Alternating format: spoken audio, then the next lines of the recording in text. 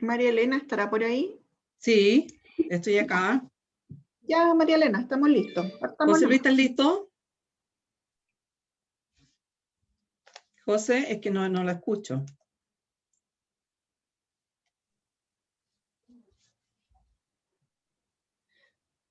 José Luis, no te escuchamos.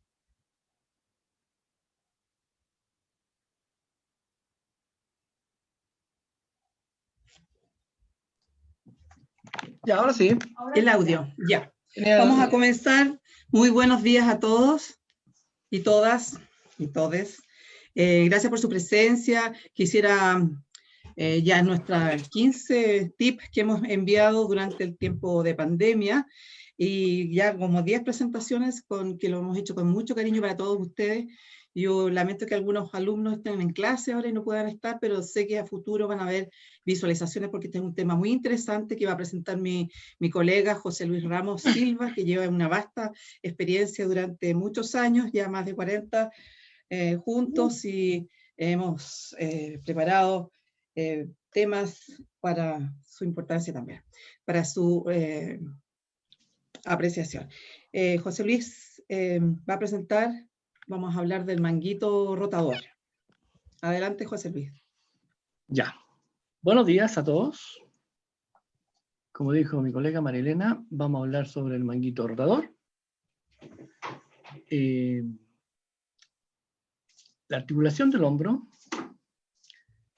es la articulación que tiene mayor movilidad en el organismo. Por lo tanto, a mayor movilidad, evidentemente va a presentar una mayor inestabilidad. Y su anatomía es bastante compleja. Un momentito que no veo los puntitos aquí. Un momentito, no veo el puntito. Ya, ahí sí. Ya. Decía que la anatomía es de la articulación del hombro es bastante compleja. Ya que no solo cuando hablamos del hombro se refiere a la articulación glenohumeral, sino que tenemos que hablar de un complejo articular. Y este complejo articular está constituido por 7 articulaciones. Como ustedes pueden ver aquí en la imagen, la número 1 es la articulación glenohumeral, que es la por todos conocida, que todos consideran que esa es solamente la articulación del hombro, pero no. Hay 7 articulaciones más que funcionan en conjunto.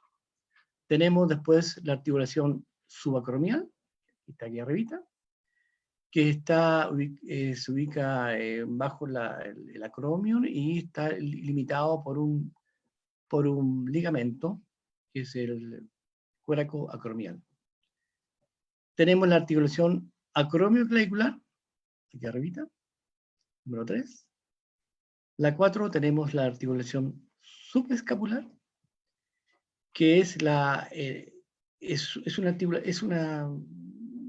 una semiarticulación, ya que se produce solamente más que nada movimiento de deslizamiento, y es la posición de la escápula, la cara anterior de la escápula, que está adosada a la parrilla costal.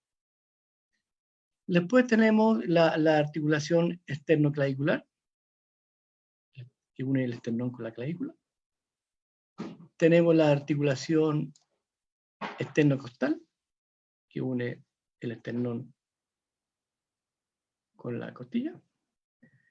Y tenemos la articulación costovertebral, la costilla que articula con la vértebra.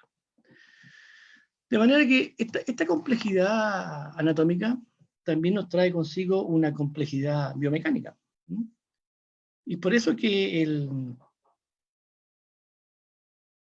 asiento de muchas lesiones, no solamente en la lesión del manguito rotador, que es la más conocida por la gente, porque es la más común, generalmente lo que ocurre más comúnmente.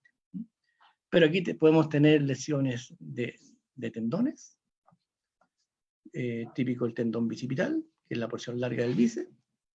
Podemos tener lesiones en el labrum, que es un complejo que va ubicado aquí en el roete cotiloideo.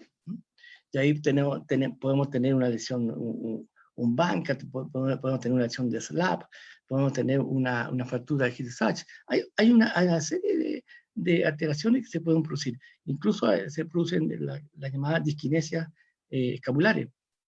Hay un desorden muscular y la escápula ya no acompaña bien los movimientos del húmero. Entonces, no solamente se produce lesiones al manguito rotador, sí que hay una serie de lesiones que se pueden encontrar. Pero nosotros nos vamos a enfocar específicamente a la lesión del manguito rotador. Bien. ¿Qué es lo que es el manguito rotador?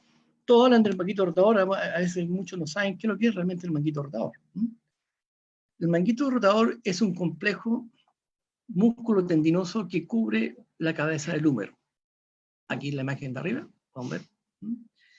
Y cubre la cabeza del húmero por 4 tendones, que son los tendones de los 4 músculos que conforman el manguito rotador. Y estos son los siguientes. Es decir, si nosotros miramos la escápula, cuando hablo de escápula estoy hablando del omóplato, para los que no saben. Cuando miro la escápula por una vista posterior, tenemos 3 músculos que conforman el manguito rotador, que es el músculo supraespinoso, el músculo infraespinoso y el músculo redondo menor. Y todos esos músculos se dirigen y se insertan en la cabeza del húmero. Y por delante de la escápula, adosado a la parrilla costal, tenemos el músculo subescapular, que también se inserta en la cabeza del húmero. Estos 4 músculos son los que conforman el manguito rotador.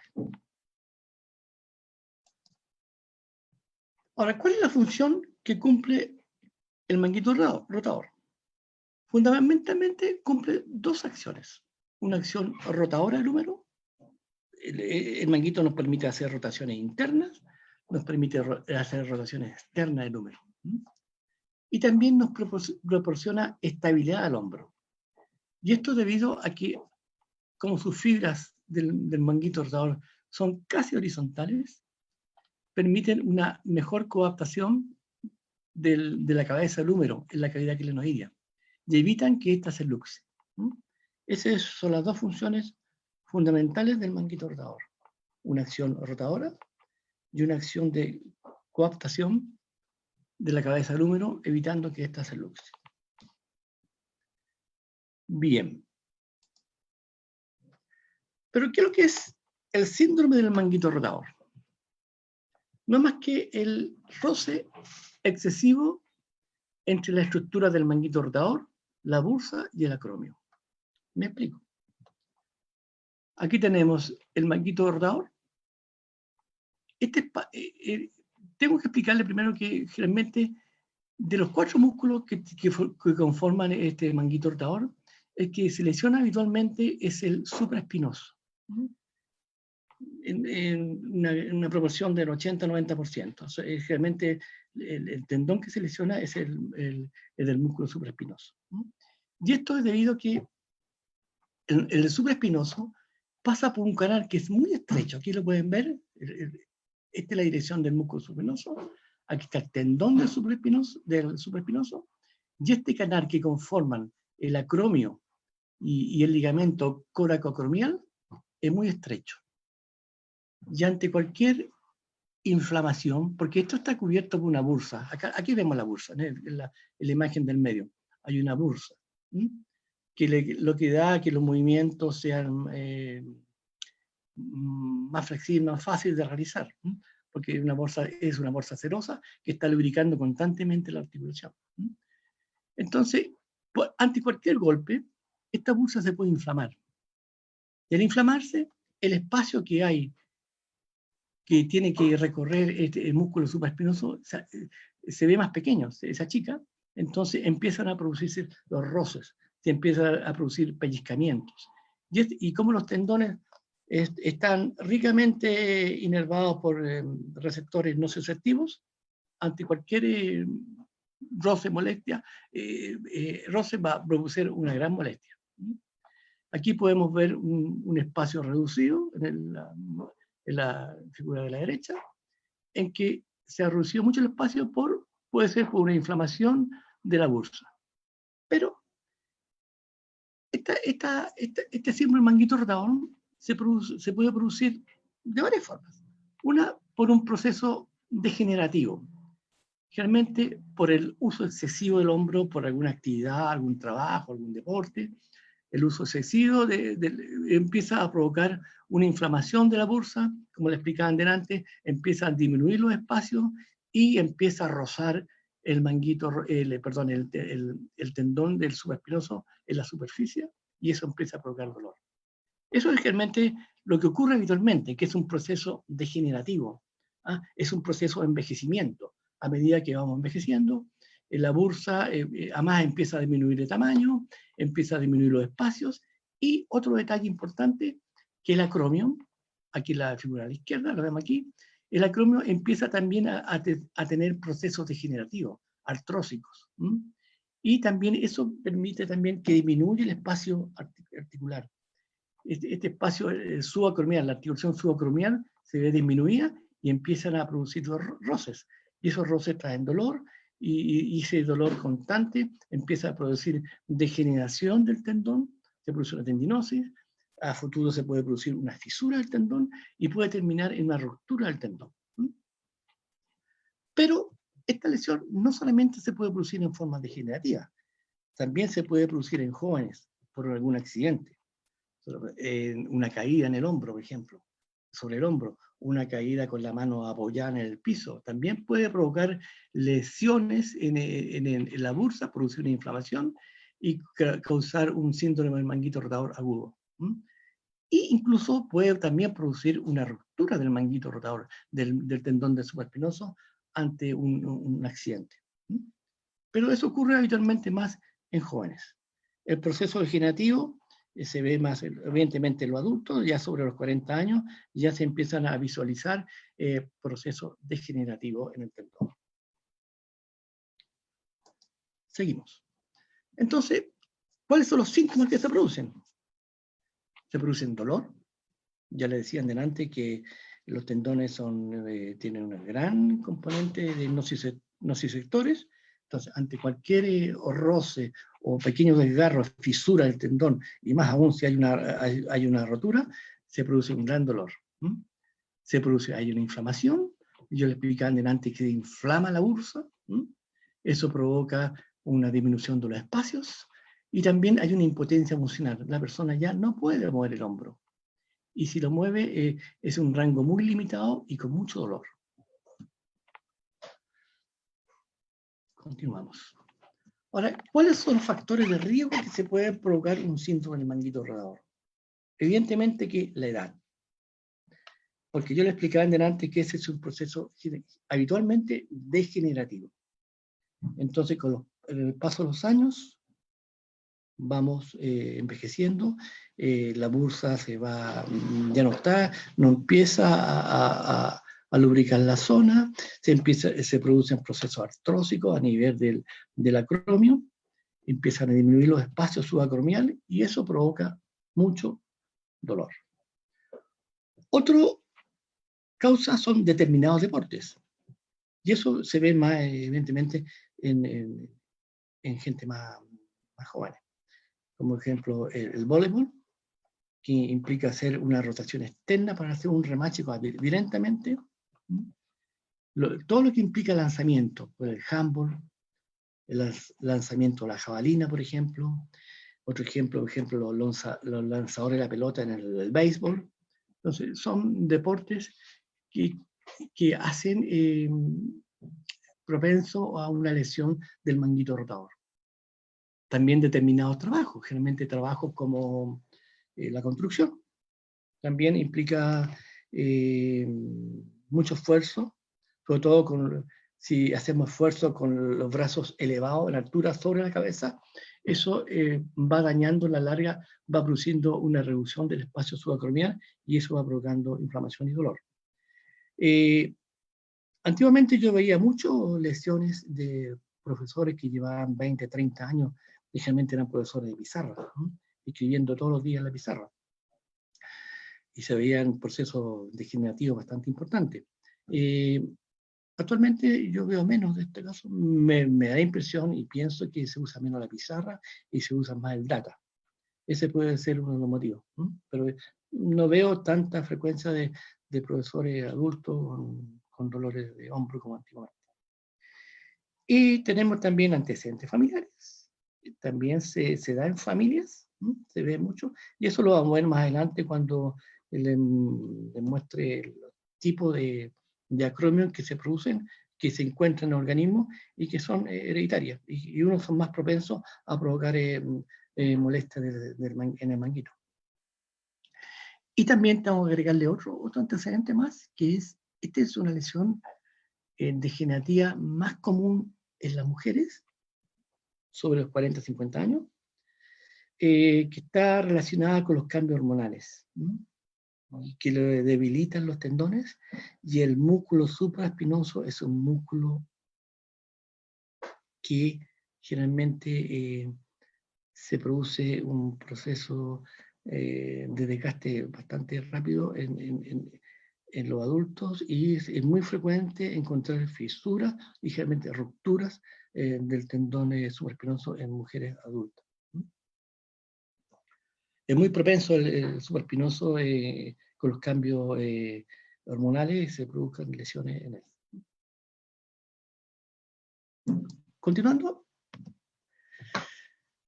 decíamos de antes que se producía un pinzamiento en el manguito rotador, eventualmente un pinzamiento en el tendón del supraespinoso. Y la etiología, y esto es provocado hay algunos antecedentes que ayudan también a provocar este pinzamiento, que son los factores anatómicos, ¿no? Factores anatómicos, la forma del acromio. Tenemos tres formas de acromio. Aquí está la puntita del acromio, ¿no? Tenemos un acromio que es el tipo 1, que es más plano, el tipo 2 es curvo, y el tipo 3 que es ganchoso. El más propenso a producir lesiones del manguito rotador es el acromion en forma de gancho, ¿no? Porque disminuye los espacios subacromiales, y cuando se producen procesos artrósicos, disminuye más aún el espacio subacromial. Y por eso que este es un antecedente hereditario, ¿no? Este es un antecedente hereditario. Tenemos factores vasculares también. Hay una presencia de zona hipovascularizada, así que tiene muy poca vascularización, es el tendón supraespinoso, que es la llamada la zona crítica, que está localizada más o menos a 1 centímetro de su inserción, y lo cual aumenta su fragilidad del manguito rotador. En esta zona, generalmente, es más o menos a 1 centímetro de la inserción este es el supraespinoso, aquí va el tendón, se inserta aquí, bueno, a 1 centímetro de inserción es la zona crítica, y esa es la zona que es muy poco vascularizada y muy propensa a producir lesiones destructivas, degenerativas, y como está muy mala vascularización, es muy difícil la cicatrización de la zona. Y tenemos también factores dinámicos, la relación que existe entre el deltoides y los músculos del manguito rotador. Yo antes les decía que los músculos del manguito rotador, una de las funciones es de coadaptación de la cabeza del húmero, es decir, evita que la cabeza del húmero se luxe. Por el contrario, el músculo deltoide, que va por el costado del hombro, es un músculo que tiende a llevar la cabeza del húmero hacia arriba, como tratando de luxarla. Entonces, cuando hay desequilibrios musculares, y ahí tenemos un manguito rotador muy débil, a diferencia de un músculo deltoide muy poderoso, entonces, como el deltoide tiende a llevar la cabeza del húmero hacia arriba, como tratando de luxarla, la va a impactar con mucha violencia sobre la zona subacromial y sobre la zona de la bolsa serosa, ¿no? de la bursa. Y eso implica que va a provocar dolor, inflamación y todos los procesos que pueden venir más adelante. Y esto se ve muy común en las personas que hacen mucho trabajo de pesas en los gimnasios, que se dedican a fortalecer mucho el deltoides, levantando el brazo hacia arriba con peso, eso, repeticiones, y descuidan el músculo supraespinoso. Y se produce una gran diferencia de fuerza. Entonces, y cuando trabajamos el deltoides, estamos impactando violentamente la cabeza del húmero sobre la zona subacromial. Y eso va a provocar a la larga una lesión del manguito rotador. Y este ejemplo se ve habitualmente en los pacientes que ya llegan con un síndrome del manguito rotador. Uno, por ejemplo, le pide que lleve el brazo a la horizontal, pero como tienen un manguito rotador muy débil, inflamado, y el deltoides más poderoso, en vez de hacer ese movimiento, hacen ese movimiento. Levantan el hombro hacia arriba, y no pueden levantar. Entonces, impactan la cabeza del húmero sobre la zona subacromial. Bien, continuando con el tema. Vamos con la evolución. Ya. La evolución del manguito rotador. Hay varios estadios que se producen, que generalmente el estadio número 1 es que en menos de 25 años, habitualmente en personas jóvenes se produce una bursitis, un dolor a realizar algún esfuerzo, pero que va cediendo, que cede. Ese es regresivo. Y la curación es rápida y completa con tratamiento conservador. Cuando hablo de tratamiento conservador, estoy hablando de un tratamiento medicamentoso y un tratamiento kinésico. Esto se ve en pacientes generalmente de menos de 25 años, que llegan con un dolor en el hombro, con compromiso del manguito rotador, pero que se ve rápidamente con tratamiento. Luego tenemos un estadio 2, que va de los 25 a los 40 años. Se empieza a producir una fibrosis de la bolsa serosa, se producen micro rupturas del tendón, y hay dolor durante el esfuerzo que a veces cede con el reposo, y no es totalmente regresivo, pues ya tenemos un daño. Ya hay un pequeño daño en el tendón del manguito rotador, que generalmente es el supraespinoso. Ya hay un pequeño daño. Entonces, esta persona tiene que tener mucho cuidado en hacer algún tipo de esfuerzo, porque si hace esfuerzos mal realizados o muy violentos, va a presentar algún tipo de dolor. Y tenemos el estadio 3, que es en personas ya de más de 40 años, que puede haber una ruptura parcial o total del manguito rotador, como se muestra aquí en la imagen, de una resonancia. Hay una ruptura ahí del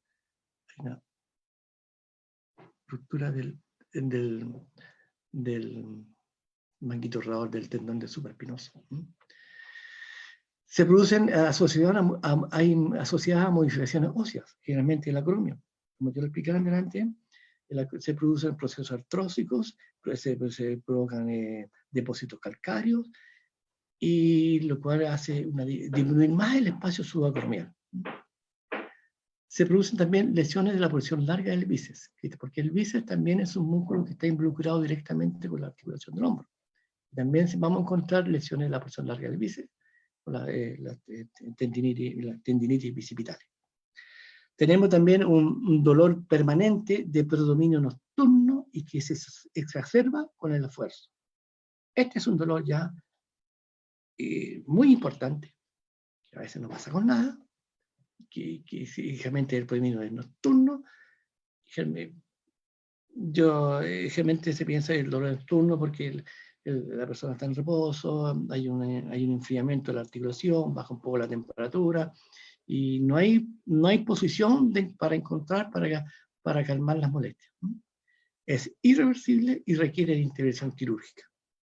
Y la intervención quirúrgica va a depender del tipo de lesión que tenga, que puede ser una acromioplastia, si hay una artrosis en el acromio, o hay una reparación del músculo del manguito rotador, si hay una ruptura parcial o total. Habitualmente se dan las dos condiciones.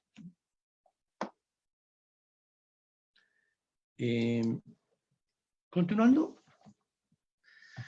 Ahora, cuando el paciente llega a nosotros, generalmente uno evalúa el dolor, evalúa el ROM, que es el rango of mobility, el rango de movilidad, el estado de la musculatura de la cintura escapular, porque es importante ver, y eso tiene que ver con el ritmo escapular, cómo la escápula acompaña los movimientos del brazo, del hombro, porque como yo le explicaba antes, pueden producir disquinesias escapulares, entonces por atrofias musculares o diferencia en el trofismo de la musculatura, hay una más potente que otra, entonces producen alteraciones en el movimiento de la escápula. Y generalmente lo que confirma todo es una resonancia magnética, que confirma realmente el daño que puede existir en el hombro. El tratamiento kinésico, bueno, el objetivo principal es aumentar el espacio subacromial. Si no aumentamos el espacio subacromial, va a persistir el roce del tendón del manguito rotador con las superficies, y eso va a provocar dolor, inflamación, y es un círculo vicioso que no termina nunca. Y por eso el objetivo principal es tratar de aumentar el espacio subacromial. Y en la etapa aguda, ¿qué hacemos? Bueno, aparte del tratamiento médico, analgésicos, antiinflamatorios, yo uso mucho el hierro, crioterapia, para provocar un alivio en la zona, un efecto analgésico, un efecto antiinflamatorio. Se producen también, se pueden aplicar electroanalgesia, el TENS, lo más usado, y aplicación de ultrasonido en la zona. Pero aquí lo más importante son los ejercicios con los cuales podamos tratar de aumentar el espacio subacromial. También se pueden hacer masajes de la musculatura contracturada, porque hay mucho dolor y se produce evidentemente una contractura generalmente de la musculatura cervical. Entonces, se hacen ejercicios pendulares, como aquí, ejercicio de péndulos, círculo a izquierda, círculo a derecha, pequeños círculos, tratando de soltar un poco la cápsula de la articulación del hombro, y tratar de liberar el hombro, tratar de aumentar la superficie articular subacromial. En etapa un poquito más avanzada, se puede hacer el mismo ejercicio con peso, con 2 kilos y medio, el mismo ejercicio de pendulares y circulares. Y también hay que empezar a trabajar la musculatura depresora, extrínseca, que es el dorsal ancho y el pectoral mayor. En delante yo le explicaba que en el hombro tenemos músculos coadaptadores del hombro, que son los músculos del manguito rotador. Tenemos un músculo deltoide que tiende a luxar el hombro hacia arriba, impactándolo. Y tenemos también músculos depresores, que hacen bajar el hombro de la articulación, su articulación de su cavidad, cuando lo trabajamos, de la cavidad clenoidea, que es el dorsal ancho y el pectoral mayor. Hay diferentes formas de trabajarlo. Con la ayuda del kinesiólogo, se puede hacer el mismo paciente puede hacer los ejercicios. Después, una etapa ya posaguda, hay que tratar de empezar a aumentar la movilidad articular, que está restringida. tenemos movimientos de rotación externa e interna, el movimiento de elevación del hombro, se puede asociar con la otra mano, en forma pasiva, a tratar de aumentar la movilidad. Tenemos que hacer también una reeducación postural, sobre todo la posición de los hombros, porque la posición del hombro también determina el movimiento, la movilidad del hombro. Posición muy echados hacia adentro, hacia adelante los brazos, disminuye la movilidad de la articulación del hombro. Posteriormente hay que empezar a fortalecer la musculatura, hay que fortalecer el manguito rotador, mediante ejercicios isométricos, se pueden hacer ejercicios concéntricos, excéntricos, y hay que empezar, y posteriormente hay que empezar suavemente a comenzar a fortalecer el músculo supraespinoso. Y esto hay que hacerlo de forma progresiva, más lentamente, porque como les decía anteriormente, es el músculo que está más dañado habitualmente, el punto más dañado. Entonces hay que hacerlo con mucho cuidado, para no provocar ningún tipo de daño, una ruptura, alguna inflamación. Hay que rearmonizar el ritmo escapulohumeral, ver qué musculatura está más atrofiada que otra, para tratar de fortalecer los músculos escapulares, los músculos estabilizadores de la escápula, el serrato, los músculos romboides. Es decir, hay que hacer un trabajo de toda la musculatura que rodea la cintura escapular. También hay que trabajar la propiocepción, ya le hemos tratado en temas anteriores, es un control neuromuscular, la propiocepción, ejercicio con balón, con equilibrio.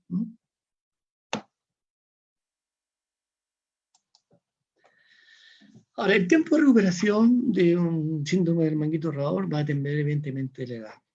De la edad, porque ya hemos dicho que este es un proceso degenerativo. A mayor edad, mayor destrucción de la zona.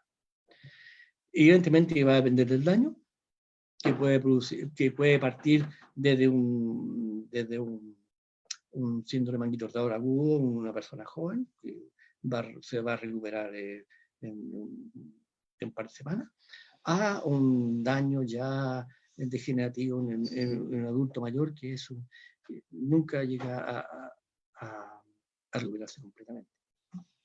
El tipo de actividad también tiene que ver mucho, tratar de modificar algunos tipos de actividades. Tenemos, perdón, me fui a ver el tipo de actividad, y la recuperación va de 2 a 3 meses, los operados van de 3 a 4 meses, y en deportistas operados más tiempo aún, 5 o 6 meses aproximadamente. ¿Cómo prevenimos el síndrome de manguito rotador? Evitando movimientos repetitivos sobre el nivel del hombro. Todo movimiento sobre el nivel de los hombros, sobre todo si lo hacemos con peso, cargando peso, hay que tratar de evitarlo cuando ya hay un antecedente. Mantener una buena higiene postural, una buena postura, una buena musculatura, una buena movilidad. Y mantener un buen balance de la musculatura estabilizadora del hombro. Un buen balance, lo que tiene que ver también con la higiene postural. Una buena musculatura, es decir, si vamos a trabajar la musculatura, tenemos que trabajar el hombro, tenemos que trabajar toda la musculatura. La musculatura estabilizadora del hombro, los músculos fijadores de la escápula, el deltoides, toda la musculatura hay que trabajarla, pero en forma uniforme. No darle más énfasis a una que a otra, porque ahí nos va a provocar desequilibrios musculares y evidentemente nos va a traer consigo más de alguna lesión. Eso es todo lo que yo quería contarles. Espero que haya sido lo más claro posible. Y si tienen alguna duda, estoy dispuesto a tratar de contestarlas. Muchas gracias.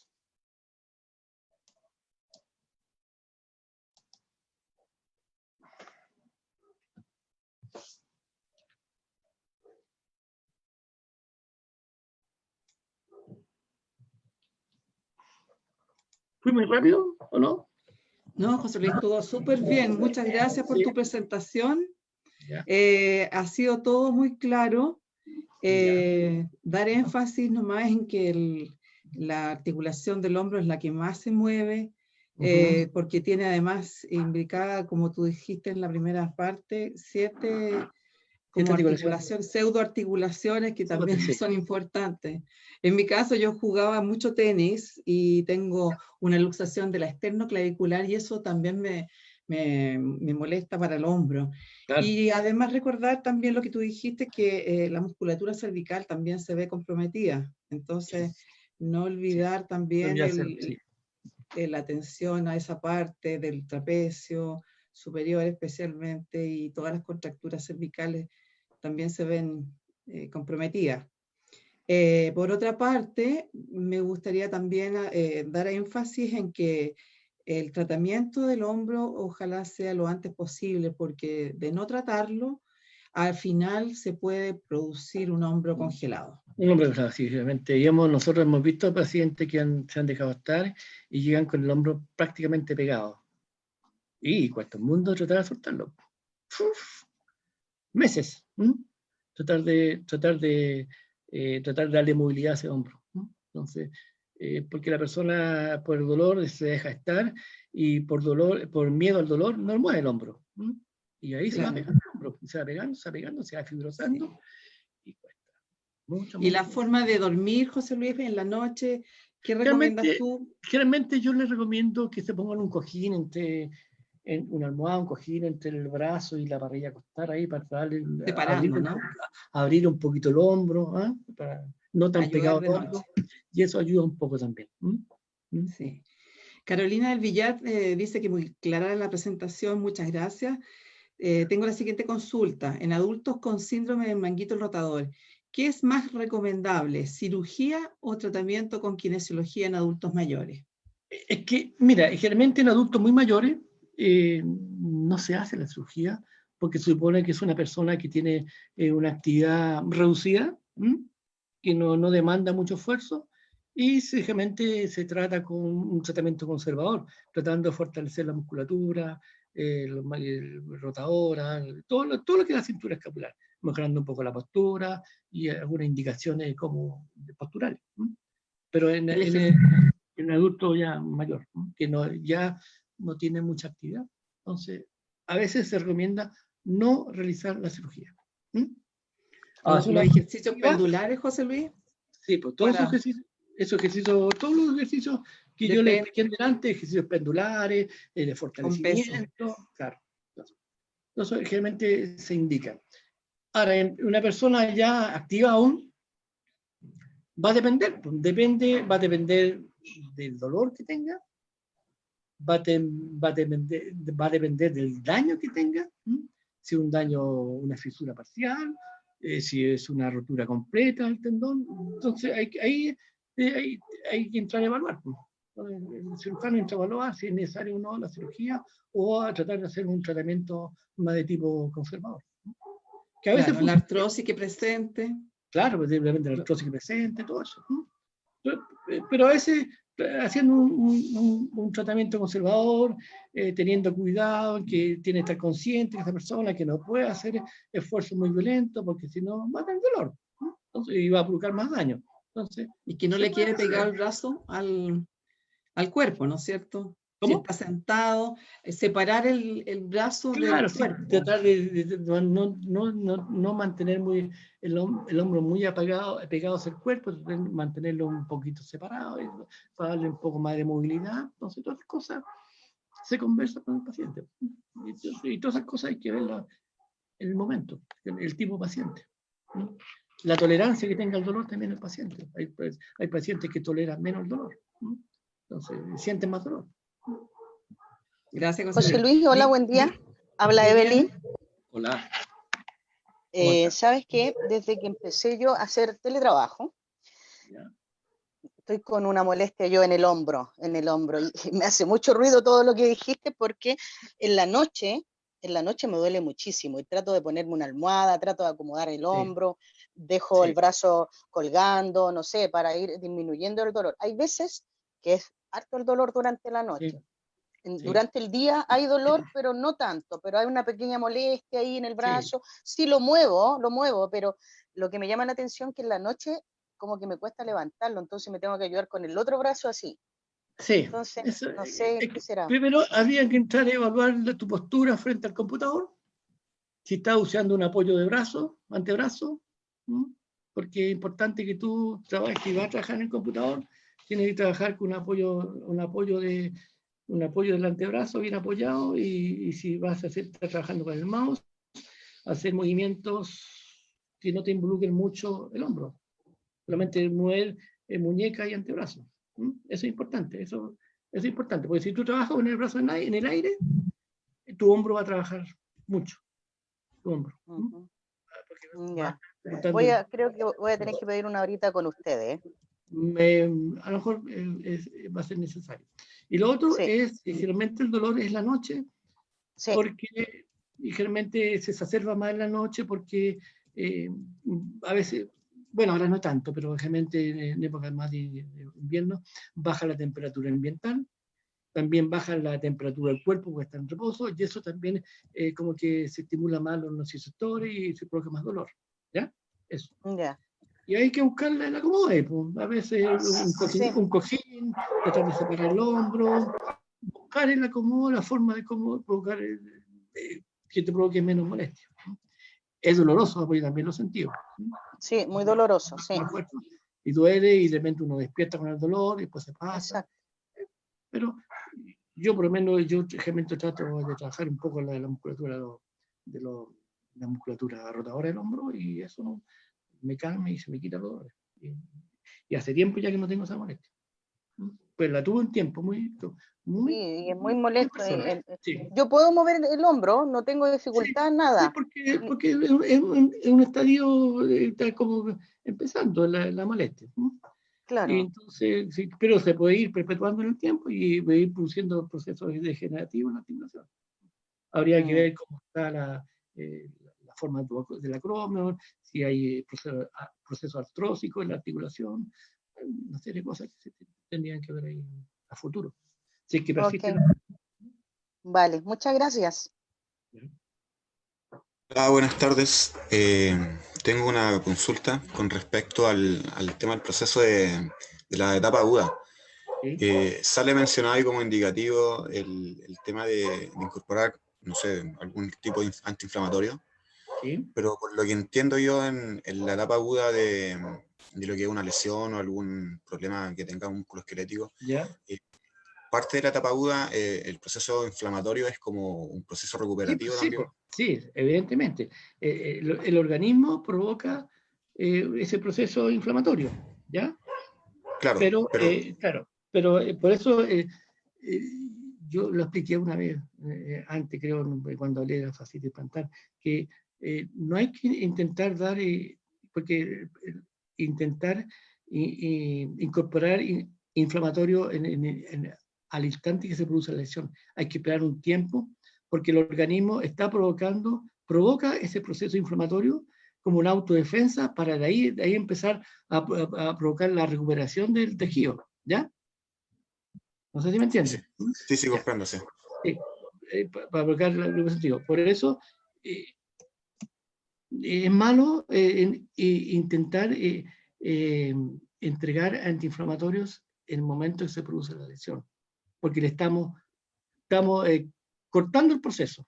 Cortamos el proceso inflamatorio que está provocando el organismo, que es como mecanismo de defensa, porque a partir de ahí empieza el proceso de recuperación del tejido.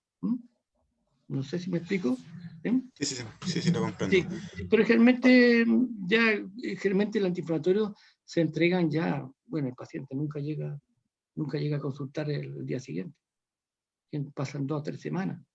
Y ya a esa altura ya se pueden indicar antiinflamatorios y analgésicos. Porque ese proceso inflamatorio que lo produce el organismo, en el momento se produce la lesión, cualquier tipo de lesión, puede ser una lesión muscular, un desgarro, un esguince, realmente el organismo empieza a provocar ese proceso de autodefensa, de un proceso inflamatorio, y que es casi instantáneo, que dentro de las 24 horas ya empieza a producirse. Por eso, pero el paciente generalmente nunca llega a consultar después de las 24 horas, que pasan 2 semanas, 3 semanas, hasta un mes pasan. Cuando ve que el dolor no se le pasa con nada, y por eso también es malo automedicarse. Es malo porque el paciente siente un dolor y al instante se toma un antiinflamatorio. Y eso no debería ser, ¿no? Porque está cortando la etapa normal del proceso de recuperación del tejido. Ok, muchas gracias.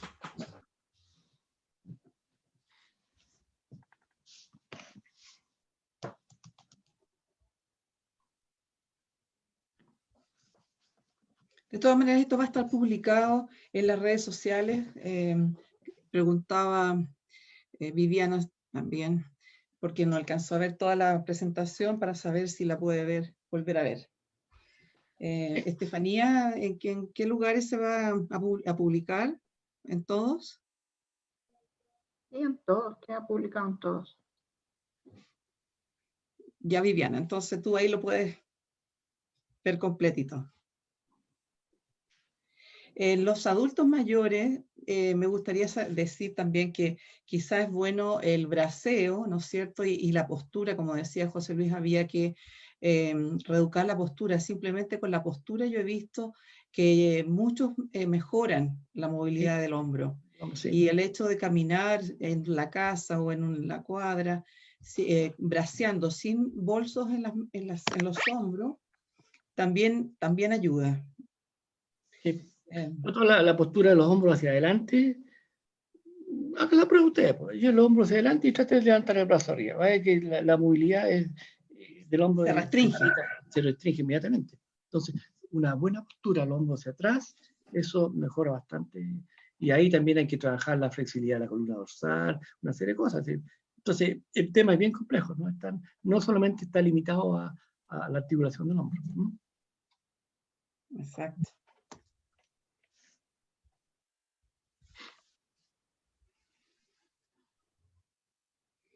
Bueno, ya que si llevamos 1 hora, si hay más consultas, lo pueden decir en el chat o personalmente, si alguien más quiere preguntar algo. Y si no, agradecerles a todos su presencia. Ha sido una exposición muy clara y por supuesto que la pueden ver después publicada. Agradecemos. ¿Qué crees, José Luis? Si quieres decir algunas palabras más. No, agradecer la atención. Espero que el tema trate de hacerlo lo más claro posible, tratando de usar un lenguaje lo más accesible a todo el mundo. Y espero que haya sido claro y que haya servido a la comunidad. Hay muchos agradecimientos de parte de Esteban, Estrada, Jessica León. Hay muchas personas que te agradecen, José Luis, por esta presentación. Estamos terminados por hoy día. Espero que después ya sigamos con otras presentaciones útiles para todos nosotros, sobre todo en tiempos de pandemia, que los abuelitos especialmente no caminan mucho, estamos más bien sedentarios, caminar en casa, lo que podamos, y el braceo. Eso por mi parte. Vamos. Hasta luego. Que estén Adiós bien. a todos. Adiós. Gracias.